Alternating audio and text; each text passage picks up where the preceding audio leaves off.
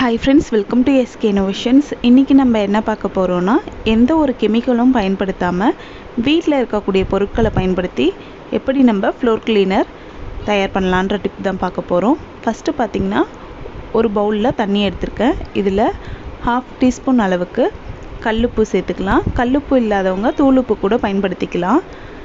இது கூடவே ஒரு பிஞ்ச் அளவுக்கு மஞ்சள் தூள் சேர்த்துக்கோங்க. ஒரு பிஞ்ச் அளவுக்கு சேர்த்தாலே போதும். ரொம்ப சேர்த்துட்டிங்கன்னா டைல்ஸ்லாம் மஞ்சள் கலரில் கரையாகிறதுக்கு சான்சஸ் இருக்குது. அடுத்து பார்த்திங்கன்னா, இந்த அளவுக்கு கற்பூரம் எடுத்துக்கோங்க. கற்பூரம் நல்லா தூள் பண்ணி இதோடு சேர்த்துக்கோங்க. இதெல்லாம் ஒரு நல்ல கிருமி நாசினியாக இருக்கும். கற்பூரம் பார்த்திங்கன்னா நல்ல வாசனையும் கொடுக்கும்.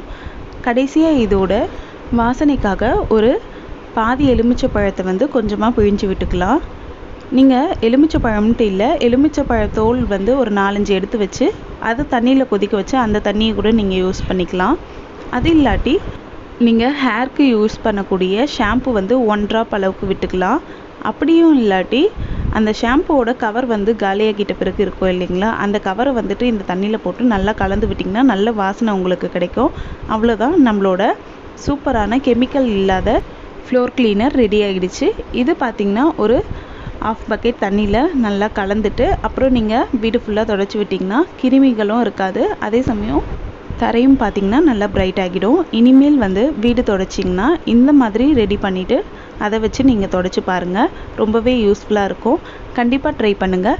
இந்த வீடியோ உங்களுக்கு பிடிச்சிருந்தால் லைக் பண்ணுங்கள், உங்கள் ஃப்ரெண்ட்ஸோடு ஷேர் பண்ணுங்கள், அண்ட் எப்படி இருந்துச்சுன்னு கமெண்ட் பண்ணுங்கள். நம்ம சேனலை ஃபஸ்ட் டைம் பார்க்குறீங்கன்னா மறக்காமல் சப்ஸ்கிரைப் பண்ணுங்கள். தேங்க்ஸ் ஃபார் வாட்சிங் ஃப்ரெண்ட்ஸ்.